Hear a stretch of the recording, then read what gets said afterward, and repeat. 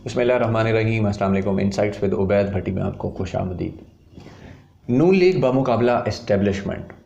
माजी में ये होता था कि नून लीग बमा इस्टेब्लिशमेंट, लेकिन आज बमुकाबला हो गया। और इसके पीछे क्या कहानी है वो भी मैं आपको बताऊंगा। और उसके बाद मैं आपको इस वीलॉग में एक चीज़ ये क्लियर करूंगा कि मरियम के किस बयान के बाद मामलात पॉइंट ऑफ नो रिटर्न पे पहुंचे और मामलात इस कदर ख़राब हुए जो आज सिचुएशन है। और मरियम को धमकी किसने दी, क्यों दी, उसके हवाले से कुछ दिन पहले आपने देखा सेनेट इलेक्शन के दिनों में बहुत ज़्यादा चर्चा चल रहा था कि मरियम को किसी ने धमकी दी है कि आपको स्मैश कर देंगे।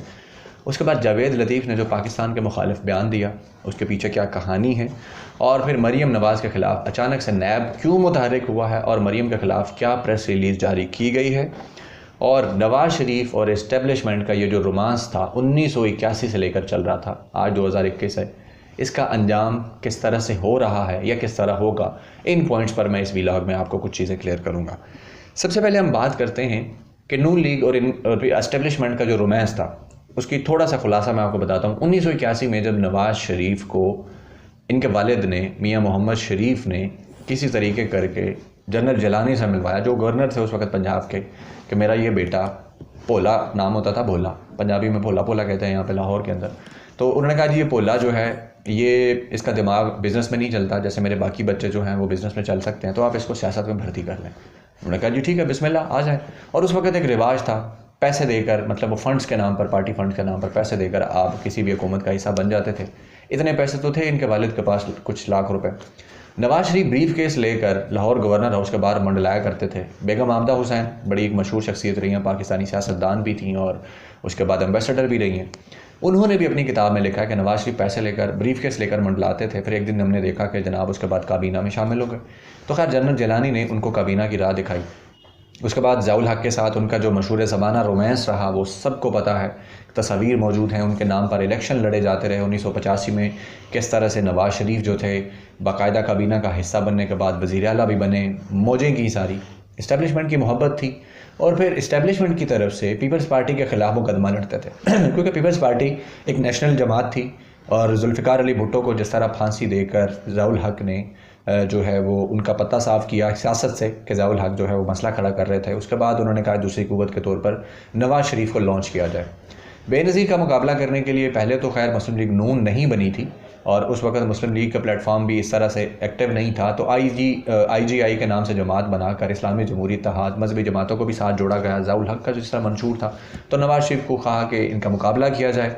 बेनज़ीर वज़ीर आज़म बन गई। जो कुछ नवाज़ शरीफ ने उनके साथ किया, फ़ौज उनके साथ ज़ाहिर है पीछे पीछे शामिल थी और नवाज़ शरीफ की मदद की जाती रही हर तरह से, चाहे वो कुछ भी करते थे, लूट मार करें, कुछ भी करें। खैर 1990 में नवाज़ शरीफ हुकूमत में आ गए। उसके बाद भी जो लूट मार भी की, इस्टेब्लिशमेंट को भी पता था, आंखें बंद किए रखी, क्योंकि दूसरी कुव्वत का मुकाबला करने के लिए एक बंदा इनके पास होना ज़रूरी था और नवाज़ शरीफ से बेहतर कोई भी नहीं था, जिसकी पैदाइश इस्टेब्लिशमेंट की गोद में हुई।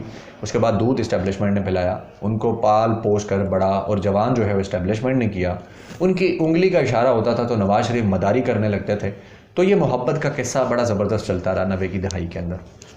पहली दफ़ा हुकूमत गिर गई सदर की वजह से, फिर उसके बाद दोबारा हुकूमत आ गई तो नवाज़ शरीफ को 2/3 अक्सरियत दिलवाई गई। आप अंदाज़ा करें मोहब्बत का लेवल कि नवाज़ शरीफ इस कदर वफ़ादार थे, इस कदर इनकी मोहब्बत थी उनके साथ, इस्टेब्लिशमेंट के साथ, कि नारे लगाते थे कि ज़ियाउल हक का मिशन पूरा करूँगा। बेनज़ीर को कहते थे कि कुत्ता नहलाने वाली औरत कैसे आ गई है, मुल्क की तबाही बर्बादी कर रही है, इंडिया और इसराइल के मफादात का तहफ़्फ़ुज़ कर रही है, हम इंडिया के ख़िलाफ़ हैं, हम कश्मीर के साथ हैं। और फिर उसके बाद और भी कुछ नारे थे जो उस वक्त 90 की दिहाई में पाकिस्तान में मकबूल थे, तो वो भी लगाया करते थे। लेकिन नवाज़ शरीफ के दिमाग में एक फ़तूर आया कि जनाब जिस तरह IG पंजाब और बाकी IGs मेरे अंडर हैं वज़ीर आज़म होते हुए, तो कि IG जो पुलिस जो फ़ौज का चीफ़ है उसको भी मैं इस सतह पर क्यों न ले आऊँ। ये जब कशमकश शुरू हुई तो मामला ख़राब होना शुरू हुए। आसिफ नवाज़ जो उस वक्त के आर्मी चीफ़ थे, उनको इन्होंने BMW तोहफे में देने की कोशिश की, लेकिन वो मामलात ख़राब हो गए। उनको बुरा लगा कि मुझे रिश्वत की पेशकश हुई है। फिर उसके बाद जब परवेज़ मुशर्रफ को इन्होंने आर्मी चीफ़ बनाया और परवेज़ मुशर्रफ के साथ फिर जिस तरह इनकी लड़ाई झगड़े शुरू हुए, वो महाजर थे बकौल उनके, वो कहते हैं कि मैं महाजर था तो उस वजह से भी नहीं बन पा रही थी नवाज़ शरीफ के साथ। फिर जिस तरह मियाँ शरीफ ने कोशिश की कि ताल्लुकात ख़राब ना हो, बेटा कहा उनको परवेज़ मुशर्रफ को, नवाज़ शरीफ को भी समझाया सब कुछ, लेकिन मामला पॉइंट ऑफ नो रिटर्न पे पहुँचे और फिर मिलिट्री कू हो गया। अच्छा, उसके बाद नवाज़ शरीफ मुल्क छोड़कर चले गए। डील तय हुई थी, सऊदी अरब ने डील कराई थी कि 10 साल नवाज शरीफ पॉलिटिक्स में यहाँ इंटरफेयर नहीं करेंगे, पाकिस्तान वापस नहीं आएंगे, लेकिन नवाज शरीफ से रहा नहीं गया। वो जो एक तरीक़ेकार होता है, ऊपर से बेनज़ीर भी जो थी वो भी मुल्क से बाहर थी, तो उन्होंने कहा कि मिलजुल कर को गेम करते हैं, नवाज इसको निकालते हैं यहाँ से। खैर 2007 के बाद परवेज़ मुशर्रफ का पत्ता साफ़ हुआ, जो भी जदोजहद हुई जैसे भी हुई, और भी बहुत सारी क़ुव्वतें थी पाकिस्तान के अंदर भी, वकला तहरीक भी थी, सब कुछ था, वो निकल गए। उसके बाद नवाज शरीफ वापस आए। होना तो ये चाहिए था कि परवेज़ मुशर्रफ, जिसको बुरा भला कहते थे नवाज शरीफ, और जिसकी वजह से फ़ौज को भी बुरा भला कहते थे कि मेरे साथ ज़्यादती हुई, मुल्क से बाहर भिजवा दिया, नहीं मुझे मुल्क से बेदखल कर दिया, हालांकि ख़ुद डील करके गए थे और कहते थे मुझे मुल्क से बेदखल कर दिया गया, और जिस तरह झूठ बोलते रहे वो डील भी नहीं मानते थे। पाकिस्तान वापस आए तो अशफाक परवेज़ कियानी के साथ जिन्होंने डील तय की कि तुम इसको निकालो परवेज़ मुशर्रफ को, उसके बाद हम तुम्हारे पीछे खड़े हैं। उसके साथ एक्सटेंशन की भी डील हुई कि जनाब आप पीपल्स पार्टी के दौर के अंदर भी रहें, उसके बाद हम अपोजिशन में हैं तो एक्सटेंशन हमने दिलवानी है, तो आपको हम एक्सटेंशन दिलवाएंगे, बदले में आप हमें इलेक्शन जितवा कर देंगे। और फिर वही हुआ। अशफाक परवेज़ कियानी और उनके इदारे और इस्टेब्लिशमेंट ने जिस तरह से नवाज शरीफ को कहा कि आप यूं करके डांस करें, तो वो वैसे ही करते थे, जैसे काला कोट पहनकर सुप्रीम कोर्ट गए मेमोगेट स्कैंडल पर। हालांकि मिसाक जमहूरियत तय हुआ था पीपल्स पार्टी और नून लीग का, लेकिन नवाज शरीफ धोखा देते रहे पीपल्स पार्टी को और इस्टेब्लिशमेंट की डुगडुगी पर नाचते रहे। 2 दफ़ा सुप्रीम कोर्ट गए उनके ख़िलाफ़, और भी जो साजिशें हो सकती थीं वो करते रहे कि मामलात ख़राब हों किसी भी तरह और आसिफ जरदारी के 5 साल पूरे ना हो सकें। 2013 का इलेक्शन हुआ, अशफाक परवेज़ कियानी ने इनको फिर से 2/3 अक्सरियत और सादा अक्सरियत दिलवा दी, इलेक्शन जीत गए, मुझे लग गई। और फिर यहाँ तक कि ना सिर्फ इलेक्शन जितवाया बल्कि ये भी उन्होंने इंश्योर करवाया कि इमरान खान अपोजिशन में ना आए, पीपल्स पार्टी अपोजिशन में आए, ताकि फ्रेंडली माहौल बना रहे, क्योंकि इमरान खान तो जीना हराम कर देगा। उसके जो उस वक्त के औसार नज़र आ रहे थे लोगों के सामने, सबको पता लग रहा था कि इमरान खान जो नैरेटिव लेकर उठा है और वैक्यूम को भरता जा रहा है, जो कि एक सियासी वैक्यूम क्रिएट हुआ था 2 जमातों के दरमियान, इसलिए इमरान खान को उन्होंने अपोजिशन में भी नहीं आने दिया। इमरान खान अपोजिशन में ना होने के बावजूद अपनी वो जो धांधली की कैंपेन थी उसको लेकर चले, धरना दिया, और उस वक्त मुल्क में सूरत हाल ये बन गई कि ऐसा लगता था कि अभी मार्शल लॉ लगा, अभी मार्शल लॉ लगेगा। ज़ाहिर है इस्टेब्लिशमेंट भी अपना रोल प्ले कर रही होती है। उसके बाद रहील शरीफ आ गए थे, तो रहील शरीफ जो थे उन्होंने अपनी तरफ से तो यही तासुर दिया कि वो हुकूमत के साथ खड़े हैं। कभी गाड़ी ड्राइव करते थे नवाज शरीफ की, कभी एक पेज पर की तस्वीरें जारी करवाई जाती थी कि जहाज़ में दोनों आमने सामने बैठे हैं, गवादर की तरफ जा रहे हैं, कभी कहीं जा रहे हैं, कभी कहीं जा रहे हैं, बड़े दौरे भी किए सब कुछ। और गवर्नमेंट अपनी तरफ से ये तासुर देती थी कि एक पेज पर हैं। उधर से राहील शरीफ के जैसे ही जाने का वक्त हुआ तो उस वक्त वो बैनर्स लगना शुरू हो गए थे मुख्तलिफ शहरों में कि जाने की बातें जाने दो, और वो कहानी जो फैलाई गई वो कुछ लोगों के बकौल कि वो एक्सटेंशन लेना चाहते थे और कुछ लोगों के बकौल के एक्सटेंशन नहीं लेना चाहते थे। प्रेशराइज करके सऊदी अरब उस वक्त जो एक इस्लामी इत्तेहाद बना रहा था उसके कमांड करने के लिए एक जर्नैल की ज़रूरत थी, तो रहील शरीफ वहाँ जाना चाहते थे, और जब वहाँ पे उन्हें भेजने के लिए हुकूमत की जो रिकमेंडेशन थी उसकी ज़रूरत थी, तो नवाज शरीफ पर यह प्रेशर बनाया गया कि वहाँ जाने दिया जाए। अच्छा, नवाज शरीफ ने फ़ौज को नीचा दिखाने के लिए, अपने अंडर लाने के लिए उस वक्त जो डॉन लीग्स की गेम चलाई थी, सबको पता होगा।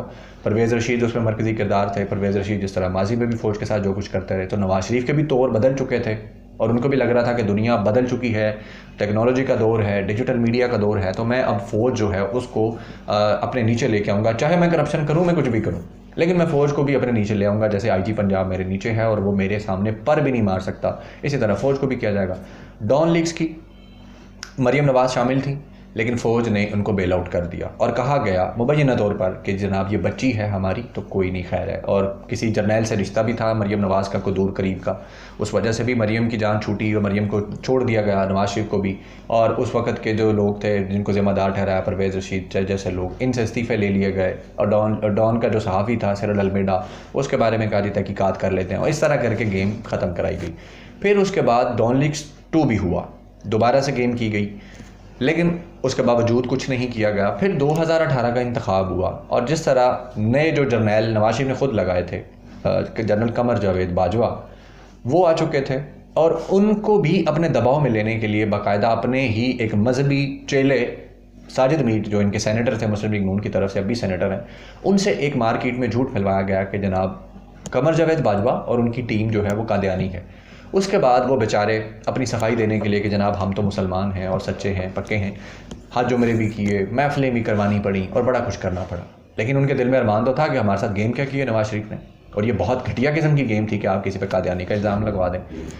वो सारी गेम हुई और उसके बाद नवाज शरीफ जिस तरह से डील और ढील लेने के लिए कोशिश करते रहे और बिलाखिर 2019 में नवाज शरीफ के फ़ायदे के लिए जो एक लॉन्ग मार्च किया मौलाना फजल रहमान ने कराची से इस्लामाबाद, तो नवाज शरीफ को जिस तरह से जेल से निकलकर अस्पताल में और बीमारी के नाम पर जो डील मिली और वो लंदन चले गए और उनकी बेटी बाहर आ गई, तब तक तो मामलात कभी ऊपर कभी नीचे चलते ही जा रहे थे। लेकिन उसके बाद नवाज शरीफ जब लंदन चले गए, एक अरसा खामोशी रही, मरियम यहाँ पे खामोश रही, लेकिन जब उन्होंने देखा कि मरियम को बाहर नहीं भिजवाया जा रहा, इमरान खान रास्ते की रुकावट बन रहा है, तो फिर दोनों बाप बेटी ने मिलकर अपनी जमात के साथ फ़ौज पर हमले शुरू किए और ऐसे हमले शुरू किए वो सबके सामने हैं। मेरा समझता हूँ ज़्यादा बताने की भी ज़रूरत नहीं है कि जो कुछ नवाज शरीफ ने कहा गुजरांवाला जलसे में और उसके बाद जितने जलसे हुए और फिर उसके बाद अपने वीडियो लिंक खताब में जो कुछ कहा, अभी कुछ दिन पहले उन्होंने बाजवा साहब पे दोबारा जो अटैक किए।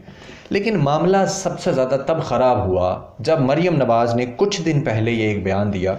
मरियम का मैं बयान आपको सुनाता हूँ। उन्होंने कहा जो इनको लाए हैं, ये मीडिया से गुफ्तगू करते हुए कह रही थी, जो इनको लाए हैं वही इसका जवाब देंगे और जवाब तो उन्हें अपने इदारे को भी देना पड़ेगा जिनसे इन्हें लीज ऑफ लाइफ मिली है। आपको इस बयान की शायद समझ नहीं आएगी। इसका मतलब ये है कि इदारे के लोगों ने मामलात सीधे करने के लिए जनरल कमर जावेद बाजवा और जो DGISI हैं और जो बड़े जर्नल हैं उनको टाइम दिया है कि अपने मामलात सीधे कर लें। उनकी तरफ से इनको लीज ऑफ लाइफ मिला हुआ है, यानी फ़ौज के अंदर बगावत है। और यही काम नवाज शरीफ करने की कोशिश कर रहे थे। बार बार जब कहते थे, बाजवा का नाम लेते थे, फैज़ का नाम लेते थे और फ़ौज को कहते थे इनके खिलाफ बगावत करो। मरियम ने जब ये बयान दिया तो उसके बाद इदारे के अंदर जो लोग थे उनका सब्र का पैमाना लबरेज हो गया। अब ज़ाहिर है एक लिमिट होती है हर चीज़ की, और किसी को ये लगता है कि फ़ौज के अंदर इस तरह बगावत हो जाती है तो इतना आसानी से नहीं है। इदारा बड़ा मजबूत है और पाकिस्तान का एक ही इदारा है जो पूरी दुनिया इसकी तारीफ़ करती है। एक ही डिसिप्लिन इदारा है और इदारा ऊपर से नीचे तक इस तरह खड़ा है। बेशक कमर जावेद बाजवा को जब एक्सटेंशन मिली तो उससे 2 दर्जन के करीब जर्नैलों की जो प्रमोशन और सीनियरिटी लिस्ट थी वो डिस्टर्ब हुई, बट इसके बावजूद भी इससे पहले भी ऐसे एक्सटेंशन मिलती रही हैं यहाँ पे जर्नैलों को, लेकिन इदारा अपने इस तरह से नहीं करता जिस तरह ये लोग करने की कोशिश कर रहे थे।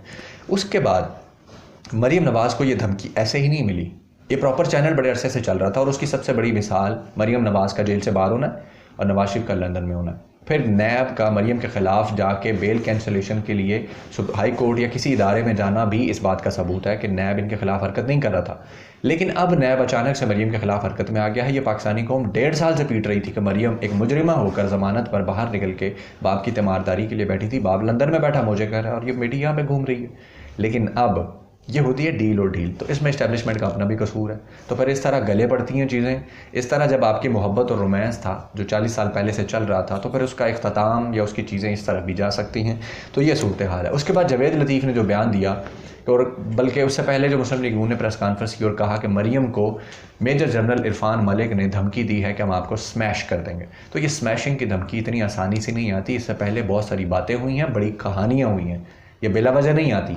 ये आपने इस नौबत पर इदारे को पहुंचाया और सिचुएशन को कि उसके बाद फिर ऐसी धमकी आती है, फिर ये सिचुएशंस बनती हैं और ये सीधी ऐसे धमकी नहीं होगी स्मैश की, लंबी जोड़ी कहानी रही होगी इसके पीछे मरियम साहिबा, जो आप इस तरह मामलात को गोल करने की कोशिश करती हैं और जिस तरह हमले किए। फिर जावेद लतीफ़ ने जिस तरह कहा कि फ्यूचर का मसला है, एक लीडर की ज़िंदगी का इशू है। मैं बिफोर टाइम कह रहा हूँ कि बेनज़ीर भुट्टो को जब ख़तरात लाहक हुए थे और उन्होंने नाम भी लिए थे, उसके बाद उनके साथ हादसा हुआ, उनके वरसा ने पाकिस्तान खप्पे का नारा लगाया। लेकिन अगर मरियम नवाज़ के साथ ऐसा हुआ तो हम पाकिस्तान खप्पे का नारा नहीं लगाएंगे। मतलब आप देख लें कि वो पाकिस्तान तोड़ने की धमकी दे रहे हैं और फिर कहते हैं कि पाकिस्तानी कौम मुजरिमों को कटहरे में लाएगी, ये बड़ा हादसा हो जाएगा, मशरकी पाकिस्तान का रिप्ले ना किया जाए, पाकिस्तान पर रहम किया जाए।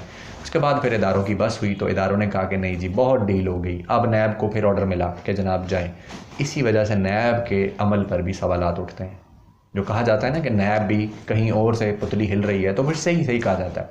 करप्शन केसेस हैं, सब कुछ है, लेकिन डील और ढील फिर किस मकसद के लिए ली जाती है, दी जाती है, मेरा ख्याल आवाम ज़्यादा समझती है, बेहतर समझती है चीज़ों को। पाकिस्तानी आवाम बड़ी बाशऊर हो चुकी है और अब नैब पहुंच गया हाई कोर्ट में। 7 अप्रैल को मरियम को बुलाया गया है, सवाल जवाब होंगे, देखते हैं क्या होता है। हाई कोर्ट ने बड़े इंपॉर्टेंट क्वेश्चन उठाए हैं कि 1.5 साल आप सोए रहे, आप किधर गायब रहे। और अब नैब ने भी जनाब मरियम के ख़िलाफ़ प्रेस रिलीज जारी की है और उसमें कहा है कि कौमी इदारों जैसे कि नैब, मुअज़्ज़ज़ अदलिया और लॉ एंड ऑर्डर से मुतल्लिक़ा इदारों के खिलाफ बगावत से लिबरेज बयानबाजी की जाती रही, जिसका बुनियादी मकसद नैब का शरीफ ख़ानदान की करप्शन और मनी लॉन्ड्रिंग के मुकदमात की तहकीकात में रखना डालना और इन पर असरअंदाज होने के अलावा नुक्स अमन की सूरत हाल को तक़वियत देना रहा। मरीम नवाज़ मुबैना तौर पर इस तर्ज़ अमल की मदद से अपने खिलाफ जारी तहकीकात से बाकायदा रुकरदानी करने की कोशिश करती रहीं और इस तरह दीगर कौमी इदारों को एक दूसरे के मद्दे मुकाबिल ला खड़ा करने की फ़िज़ा कायम करने की सही की जाती रही। फिर बाकी बताया कि जी पिछले साल अगस्त में बुलाया, पत्थर मार दिए गए तो नैब चुप करके बैठ गया। खैर आप आगे देखते हैं क्या होता है, ये डील और डील कब तक चलती है और इस रोमांस का दी एंड क्या होता है, कहानी कहाँ जाती है, इसके ऊपर हम भी नज़र रखेंगे और आप तक पहुँचाते रहेंगे कि जनाब ये रोमांस ख़त्म हुआ या नहीं हुआ, या वो पहली मोहब्बत जिस तरह से होती है ना कि जितने मर्जी रोले हो जाएं तो फिर भी दिल में खिंच पड़ती रहती है। तो खिंच तो फिर इस्टेब्लिशमेंट को अभी भी पड़ती है, पहली मोहब्बत थी नून लीग। तो देखते हैं फिर आगे क्या होता है। नाज़रीन अब तक के लिए इतना ही, अपना बहुत सारा ख्याल रखिएगा। अल्लाह हाफ़िज़।